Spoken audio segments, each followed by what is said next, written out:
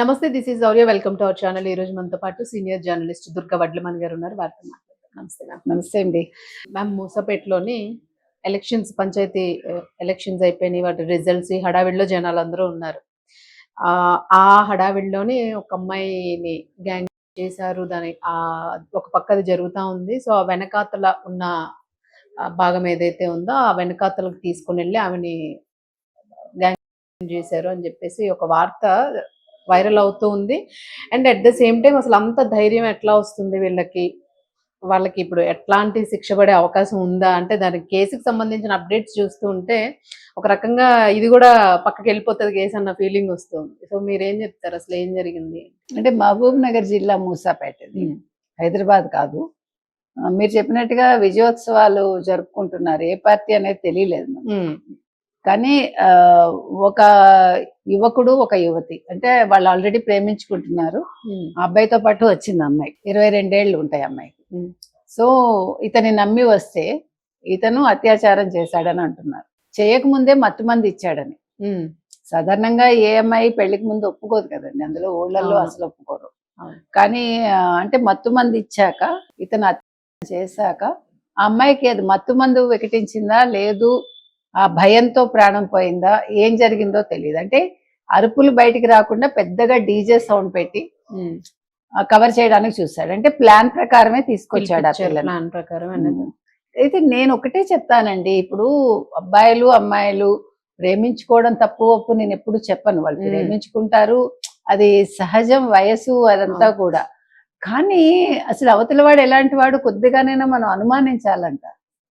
పిలవగానే వెళ్ళిపోయి అందులో రాత్రిపూట అసలు వెళ్ళకూడదు. రాత్రిపూట ఎలక్షన్ హడావిడి ఎట్లా, ఎలక్షన్ హడావిడి, ప్రతివాడు తాగేసి ఉండొచ్చు, మనకు తెలియదు అక్కడ ఎట్లా ఉంటుందో.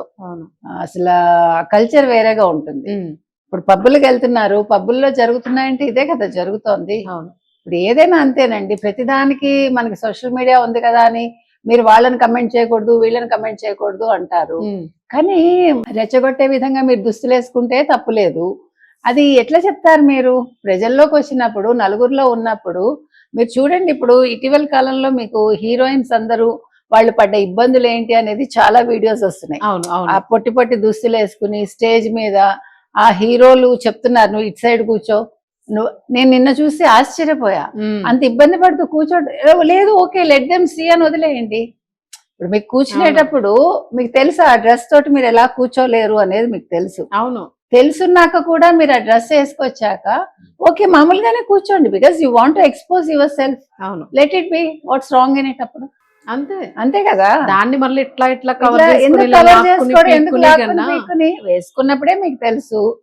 Why you are bothered about that? Yes I want to be like this. అంతే నేను అనేది. సెలబ్రిటీస్ అలా చేశారని మనం మామూలు జనాలతో అలా చేసామనుకోండి, పైగా మీరు అలా ఎలా అంటారు, మగవాడు అలా ఎలా చూస్తాడంటే ఎవరిని కంట్రోల్ చేస్తారు? తాగుంటాడు వాడు, లేదు గంజాయి తాగుంటాడు, ఎవరిని కంట్రోల్ చేస్తారు మీరు? ఇప్పుడు మనం చెప్పడం చాలా తేలికండి, నేను ఒక స్టేట్మెంట్ ఇచ్చేయటం చాలా తేలిక సోషల్ మీడియాలో. మాకు హక్కులు లేవా, మాకు స్వేచ్ఛ లేదా? ఈ స్వేచ్ఛలు హక్కులు ఒకళ్ళకే సరిపోతాయి, అంటే ఒక వర్గం వాళ్ళకే వర్తిస్తాయి, మిగతా వాళ్ళకి వర్తించవు. వాళ్ళు వచ్చి మళ్ళీ వీళ్ళనేం కాపాడరు కదా. ఇప్పుడు ఏదైనా జరిగింది అనుకోండి, మళ్ళీ వాళ్ళు ఏమంటారు, నీ జాగ్రత్తలో నువ్వు ఉండాలి కదా అని మళ్ళీ వాళ్ళే చెప్తారు. ఖచ్చితంగా పర్సనల్ గా చెప్పేది అదే. అంటే అల్టిమేట్ గా ఎవడు ఒక్కళ్ళు కూడా మళ్ళీ మీకు సహాయానికి రారు. నిన్న నిధి అగర్వాల్ విషయం తీసుకోండి, ఏం జరిగింది? అల్టిమేట్ గా ఒక్కళ్ళైనా ఇండస్ట్రీ నుంచి హీరోయిన్స్ గాని మహిళలు గాని ఎవరైనా సపోర్ట్ చేశారు? అవును, కనీసం మోరల్ గా కూడా లేదు.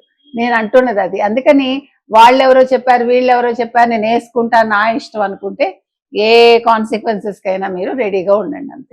సో నేను ఎందుకు చెప్తున్నా అంటే, నేను అమ్మాయి నమ్మి వెళ్ళడం ఒక తప్పు అయితే, అంటే మీరు అన్నచ్చు అదేంటండి వెళ్తే తప్పేంటి అంటే, తప్ప ఒప్ప అనేది ఇప్పుడు తెలుస్తుంది. ఇలా జరిగింది. ఇప్పుడు ఆ మనిషే లేకుండా అయిపోయింది. ఇప్పుడు అది జరిగాక అతను ఏం చేశాడు తెలివిగా వెళ్ళి వాళ్ళ కుటుంబ సభ్యులకి అమ్మాయి కళ్ళు తిరిగి పడిపోయింది ఆ డీజే సౌండ్ కి అని చెప్తే వాళ్ళు వచ్చారు. నాకు ఒక్కటి అర్థం కాని విషయం ఏంటంటే, ఆ అమ్మాయి మీద అత్యాచారం జరిగినప్పుడు అక్కడ వచ్చిన తల్లి తండ్రికి తెలియదా? ఆర్ఎంపీ డాక్టర్ దగ్గరికి తీసుకెళ్లారు. ఆర్ఎంపీ డాక్టర్ చూసి వెంటనే ప్రభుత్వ ఆసుపత్రికి తీసుకెళ్ళమన్నాడు. ప్రభుత్వ ఆసుపత్రికి తీసుకెళ్తే వాళ్ళు అప్పటికే చనిపోయిందని చెప్పారు. అవును. వాళ్ళు తీసుకొచ్చి మళ్ళా ఆ రైతు వేదిక దగ్గరే పెట్టారు. పెట్టినప్పుడు అక్కడ ఆనవాళ్లు కనిపించాయి. అంతవరకు బట్టల మీద ఆనవాళ్లు కనిపించవండి. అదే కదా. అంటే ఇవి మనం మాట్లాడలేని అంశాలు ఇవన్నీ. అవును. అంటే అమ్మాయి మీద ఒకళ్ళు కాదు చాలా మంది అత్యాచారం చేశారని తెలుస్తుంది. ఇప్పుడు తల్లిదండ్రి కేసు పెట్టారు. నా క్వశ్చన్ ఒకటి, తల్లిదండ్రి అసలు ఫస్ట్ వచ్చారా లేదా డాక్టర్ దగ్గర తీసుకెళ్ళినప్పుడు? ఎవరు వచ్చారు, ఎవరు తీసుకెళ్లారు అనేది మనకు తెలియాలి. ఎందుకంటే సాధారణంగా మహిళలకు తెలుస్తుంది. తల్లి అయితే ఖచ్చితంగా చూసి చెప్పగలదు పిల్లకి ఏదైనా అన్యాయం జరిగిందా లేదా అని. కాబట్టి ఎవరు వచ్చారు, ఎవరు తీసుకెళ్లారు, ఎవరు దాచిపెట్టాలనుకున్నారు, ఏం జరిగింది అనేది ఖచ్చితంగా తెలియాలండి. నెంబర్ 1. నెంబర్ 2, అసలు ఇలాంటి విషయాల్లో అంటే ఇప్పుడు వేడుకలు జరుపుకోకూడదా అంటే వేడుకలు జరుపుకోవచ్చు, పెద్దవాళ్ళతోటైనా రావాలి. లేదు మీరు నమ్మి వెళ్ళద్దు. ఆ టైంలో అసలు వెళ్ళాల్సి, నేనైతే ఖచ్చితంగా అదే చెప్తానండి. ఎందుకంటే ఇప్పుడు అమ్మాయి ప్రాణం మనం ఎవ్వరం తీసుకురాలేము. అవును. నువ్వు బానే వెళ్ళావమ్మా అంటానికి నేను సరిపోను కదా. అసలు అనలేం మేడం. ఇప్పుడు నెటిజన్స్ లేకపోతే ఫాలోవర్స్ చూసి ఏమైనా అనుకోనివ్వండి. అమ్మాయి ఇష్టం, అమ్మాయి వెళ్తుందంటే ఇప్పుడు కడుపుకోత ఎవరికి? తల్లిదండ్రికే కదా. 22 ఏళ్ళు పెంచి కడుపుకోత ఇన్స్పైర్డ్ కాదు. ఇంకొకటి ఏంటంటే అమ్మాయికి జరిగిన అన్యాయానికి ఎవరు సమాధానం చెప్తారు? అవును. ఎవరు బాధ్యత తీసుకోరు కదా. ఇప్పుడు అక్కడ చేసిన వాళ్ళు కూడా మేడం నిజంగానే అది గ్యాంగ్ రేప్ అయ్యుండి ఉంటే ఎంతమంది పార్టిసిపేట్ చేశారనే విషయం తెలియలేదు. అది బయటికి తర్వాత అయినా రావచ్చు. అవును. ఇది గనక ఏమీ చేయలేకుండా దీన్ని వెనక్కి గానీ నెట్టేస్తే, ఏదో రకంగా మాఫీ చేస్తే మాత్రము వాళ్ళు ఇంకొకటి చేస్తారు. అసలు అదే వాళ్ళకి అది అలవాటు అయిపోతుంది. అవకాశాలు తీసుకుని ఇంకెంతమంది పిల్లలు ఇదవుతారు. ఇప్పుడు మనం ఎన్ని కేసులు చూడలేదండి. ప్రత్యూష కేసు, ఆయేషా కేసు, ఢిల్లీలో కేసు, ఇంతవరకు ఒక్క కేసు మీద ఒక ఫైనల్ రిపోర్ట్ వచ్చిందా? ప్రతి దాంట్లోనూ పొలిటికల్ ఇన్వాల్వ్మెంట్, పేరెంట్స్ ఇన్వాల్వ్మెంట్ ఏదో ఒకటి ఉంటుంది. కాబట్టి ఇప్పుడు నాలాంటి వాళ్ళు చెప్పడం చాలా తేలిక. కాబట్టి నేను ఒకటే చెప్తానండి, దయచేసి అమ్మాయిలు మీరు ప్రేమించడం తప్పు ఒప్పు మీరు నిర్ణయించుకోండి. నమ్మి వెళ్ళొచ్చా వెళ్ళకూడదా మీరు నిర్ణయించుకోండి. మీకు ఏదైనా జరిగితే ఓకే ఇది నాదే బాధ్యత అనుకుంటే మీరు వెళ్ళండి. లేదు తల్లిదండ్రులు బాధించకండి, అంతే చెప్తా తప్ప. నిజంగా ఇది ఇప్పుడు మనకి ప్రతిసారి ఇలాంటివి వింటూ ఉంటే. నిన్న కూడా ఒకటి జరిగింది మేడం, రాజమండ్రిలోని జైలు పక్కన ఒక పార్క్ ఉంది. పార్క్ పక్కన అమ్మాయి అబ్బాయి మాట్లాడుకుంటూ ఉన్నారు. వీళ్ళు ఎక్కువగా ఈ లవ్వర్స్ అనే వాళ్ళు స్పేస్ కోరుకుంటారు. ఫ్రీ స్పేస్, ప్రైవసీ ఉండాలి వాళ్ళకి, చీకట్లోనో లేకపోతే ఎక్కడో గుట్టుగా ఉండే చోట. దీన్ని ఆధారంగా చేసుకుని బ్లేడ్ బ్యాచ్ అని తిరుగుతూ ఉన్నారంట ఒక గ్యాంగ్. వాళ్ళు బెదిరించి అమ్మాయిని ఎత్తుకుని వెళ్ళిపోయారు. కాకపోతే ఈ అబ్బాయి వెంటనే పోలీసులు, అది జైలు పక్కన కదా, వెంటనే కంప్లైంట్, వెంటనే గ్యాంగ్ దగ్గర నుంచి అమ్మాయిని తీసుకొచ్చారు. లేకపోతే అమ్మాయి పరిస్థితి కూడా అదే కదా అయి ఉండేది. మీరు అన్నట్టుగా నిజంగానే అమ్మాయిలు మాత్రం చాలా, వాళ్ళకి ఎంత ఫ్రీడమ్ ఉన్నా కూడాను ఈ ఒక్క విషయంలో చాలా ఫ్రీడమ్ వేరండి. ఇట్లా నష్టపోవడం వేరు కదా మేడం. అసలు ఫ్రీడమ్ అంటే ఏంటి? మనం కోల్పోవడం కాదు. అది నేను అంటూ ఉన్నది.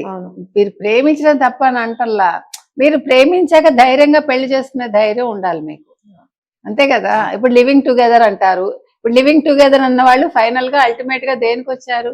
కుటుంబం అనే చెప్పుకుంటున్నారుగా, భార్యాభర్తలనే చెప్పుకుంటున్నారుగా, తల్లి తండ్రి అనే చెప్పుకుంటున్నారుగా. ఓన్లీ థింగ్ మీరు తాళి కట్టుకోవట్లే. అలాగే ఆస్తుల మీద హక్కులు ఉంటున్నాయిగా. ఏది మానేశారు? ఏది మానేరు. లాస్ట్ కి ఇట్లాంటి కేసెస్ ఎక్కువైపోతుంది. ఇప్పుడు వాళ్ళని చూసి వీళ్ళు వాత పెట్టుకుంటే వాళ్ళందరూ ఉన్నత వర్గాల వాళ్ళు వాళ్ళకి చెల్లుతుంది. వీళ్ళు ఎక్కడికి వెళ్తారు లాస్ట్ కి? అందుకని ఇవన్నీ కూడా ఆలోచించుకోవాలండి. ఇవన్నీ బాధాకరమైన అంశాలు. ఎక్కడికక్కడ జరుగుతున్నాయి. ఆ జరిగిన దాని మీద ప్రజలు నిర్లిప్తంగా ఉంటున్నారు. చేసిన వాడు హ్యాపీగా సంఘంలో తిరుగుతున్నాడు. వాడు మళ్ళీ ఇంకో తప్పు చేయడానికి సిద్ధం అవుతుంది. కాబట్టి దీన్ని ఎక్కడ కట్ చేయాలి అనేది ఆడపిల్లలు కూడా ఆలోచించు. ఒకటే ఆడపిల్లలు జాగ్రత్తగా ఉండాలి. అండ్ ఇలాంటి ఇష్యూస్ అన్నిటిని కూడా బేరీజ్ వేసుకుని కేసులు కూడా ఏమైనా ఒకవేళ ఫైల్ అయినట్టయితే దాన్ని ఇన్వెస్టిగేషన్ చేయాలండి. అదే చేయట్లేదు. అందరు పేరెంట్స్ అట్లా వదిలేయలేరు. ఇంకొకటి అండి, ఇంకొక పాయింట్ ఏంటంటే కాంప్రమైజ్ అయిపోతారు.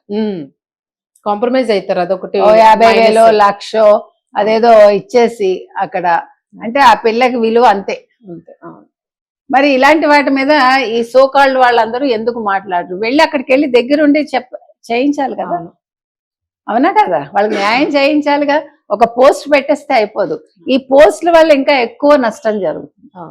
కాబట్టి మీరు పోస్ట్ పెట్టే వాళ్ళు కూడా బాధ్యత తీసుకోదలుచుకుంటే సరే తిరుగు, తప్పు లేదు, స్వేచ్ఛగా ఉండు అని చెప్పండి. కాదంటే మన పాటికి మనం మన పని మనం చేసుకోవాలి. అంతే. Thank you ma'am.